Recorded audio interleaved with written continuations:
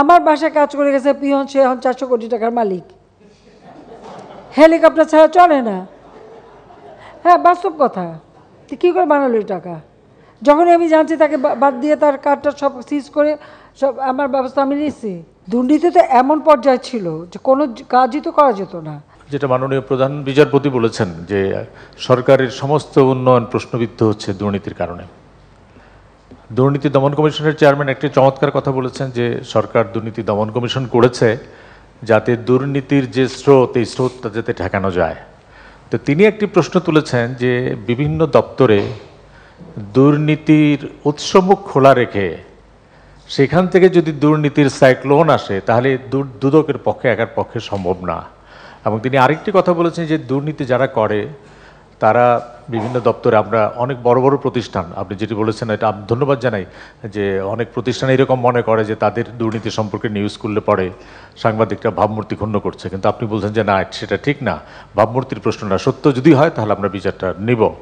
তা আমরা দেখেছি সাংবাদিকরা চেষ্টা করেছেন তাদের দিক থেকে যতটা সম্ভব, কিন্তু আমরা 2-3টি জায়গায় দেখছি যে তথ্য প্রবাহের ক্ষেত্রে একটা ঘাটতি হচ্ছে, যার ফলে সাংবাদিকরা কাজ করতে পারছে না। একটি হচ্ছে যেমন রপ্তানি আয় নিয়ে একটা মানে সমন্বয়হীনতা, বাংলাদেশ ব্যাংক, এপিবি এবং কি বলে এনবিআর, এটি আপনার মাননীয় উপদেষ্টা মহোদয় বলেছেন। তো এটি নিয়ে যখন সাংবাদিকরা প্রশ্ন করতে গেল তখন দেখা গেল যে সাংবাদিকদেরকে প্রকৃত তথ্য দেওয়ার ক্ষেত্রে বারিত করা হলো।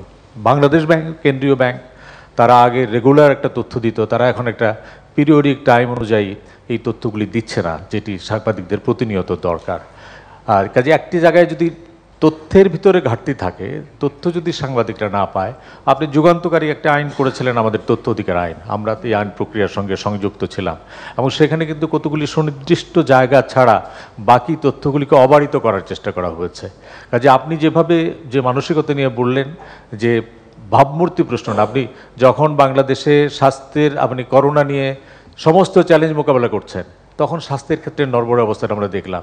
ড্রাইভার মালিক চলে আসলো, আমাদের প্রতিষ্ঠান পিএসসি, আমাদের প্রতিষ্ঠান এনবিআর, আমাদের প্রতিষ্ঠান পুলিশ, এইখানে যে দুর্নীতিগুলি হচ্ছে, কেউ কেউ এটা বলার চেষ্টা করেন যে এখানে হয় যোগ্য যারা আছেন তারা কাজ করতে পারছেন না, না প্রভাবের কারণের জন্যে, অথবা যাদের এটা নিয়ন্ত্রণ করবার কথা তারাই এটার সঙ্গে জড়িয়ে পড়ছেন।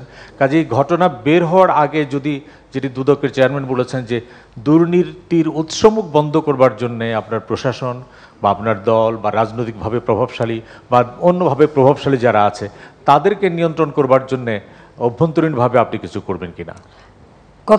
কথাটা হচ্ছে আসলে দুর্নীতিটা তো নিচের দিক থেকেই বেশি হচ্ছে, এটা হলো বাস্তবতা। তার উৎসমুখ, সেটা কোন জায়গায় কোন উৎসমুখ কয়টা খুঁজবেন। আর তথ্যের ব্যাপারে যেটা বলবো যে এনবিআর যখন তথ্য দেয় সে হিসাব করে তার ট্যাক্স কত আসলো, সে ওইটা বুঝে বলে। আর আমাদের হিসাব থেকে, বাণিজ্য থেকে যখন বলে তখন তারা কতটা রপ্তানি করতে বলো সেটা বলে। তা আজকে আমি যে একটা, আপনারা জানেন যে একটা কর্মসূচিতে আমি ছিলাম, তখন আমি বাণিজ্য মন্ত্রীর সাথে কথা বললাম। আমি বললাম যে অন্ততপক্ষে এই যে তোমাদের একটা হিসাব যে আমার এত রপ্তানি হলো, আর এনবিআর হিসাব করা দেখে যে তার ট্যাক্সটা কতটুকু, রাজস্বকে কতটুকু পেলো, ওইটা কম হলেই সে মনে করে যে কম হলো। বিষয়টা তো সেরকম না, এটার একটা সামঞ্জস্যতা থাকা দরকার। কাজে ওটাকে ওইভাবেই দেখতে হবে যে এনবিআর তার ট্যাক্স কত পেলাম বা রাজস্ব কত পেলাম সেইটার হিসাব নিয়েই সে বেশি থাকে। আর বাণিজ্য মন্ত্রণালয় ভাবে যে না, তাদেরটাই ঠিক। তো এটা আজকে আমি কথা বলে আসছি, ওই যখন আমি ওই যে যারা রপ্তানি ট্রফি দেওয়ার সময়, যে এটা নিয়ে তারা বসবে, বসে একটা জায়গা আসবে যে এরকম দ্বন্দ্বটা যাতে না থাকে সেটা। আর একটা হচ্ছে যে স্বাস্থ্য থেকে শুরু করে সব জায়গায় দুর্নীতি তো এমন পর্যায়ে ছিল যে কোনো কাজই তো করা যেত না। সেক্ষেত্রে ধীরে ধীরে তো আমরা অনেকটা সহায় নিয়ে আসছি। আর কোভিডের সময় বিষয়টা ছিল, সত্যি কথা বলতে কি, আমাদের কতগুলি নিয়ম আছে। একটা জিনিস কিনতে গেলে টেন্ডার দাও, তারপরে সরকারি টাকা, ওইগুলি করতে গেলে পরে তো রুগী বাঁচানো যেত না। তখন আমাকে কতগুলি সিদ্ধান্ত নিতে হয়েছে তখন, যেটা ওই সমস্ত দরকার নাই। আমার এখন সিরিঞ্জ কিনতে হবে, এখন যদি আমি টেন্ডার দিয়ে যাই তাহলে ভ্যাকসিন দেবো কবে?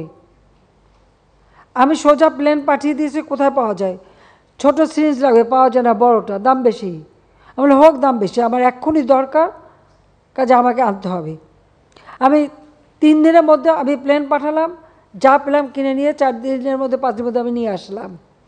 এখন যদি ওটার উপরে দুর্নীতি ধরতে চান ধরতে পারেন, কিন্তু তখন আমার কাছে ছিল মানুষ বাঁচানোটাই হচ্ছে ফরজ।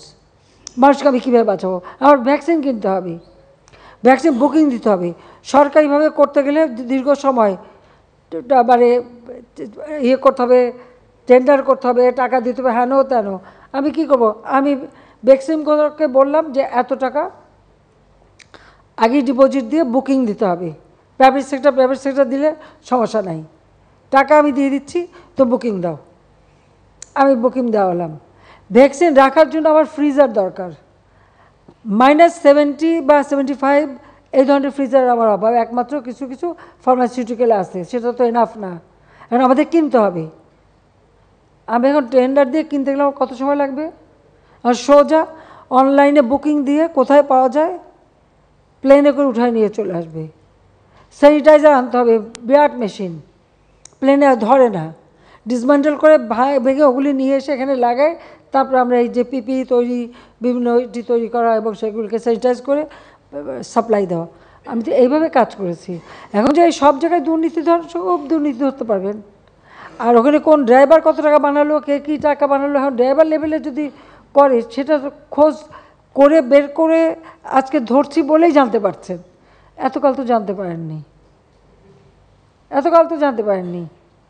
আমার বাসায় কাজ করে গেছে পিয়ন, সে এখন 400 কোটি টাকার মালিক। হেলিকপ্টার ছাড়া চলে না। হ্যাঁ, বাস্তব কথা। কী করে বানালো এই টাকা? যখনই আমি জানছি তাকে বাদ দিয়ে তার কার্ডটা সব সিজ করে সব আমার ব্যবস্থা আমি নিচ্ছি। তো এটা তো হয়, বাট এটা তো করে আপনারা এটা এখন ধরার পয়েন্ট এগুলি চোখে আসে, তাছাড়া তো হয় না। যখন ধরা পড়ে তখন আমরা ব্যবস্থা নেই। এটা তো একটা মানসিকতা।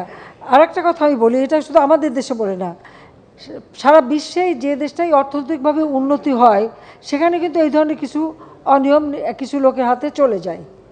কিছু টাকা পয়সা যারা অপান্ত তাদের হাতেই চলে, তারা বানায়, তারা তো অপেক্ষা করে থাকে। এটা যুগ যুগ ধরে এভাবেই চলে আসছে। হ্যাঁ, এর বিরুদ্ধে ব্যবস্থা নিলে হয়তো সেটা কিছুটা নিয়ন্ত্রণ করা যেতে পারে। নগদের কাছে সব গ্রাহকই প্রিয়, তাই তো সারা দেশে ক্যাশ আউট চার্জ সবচেয়ে কম।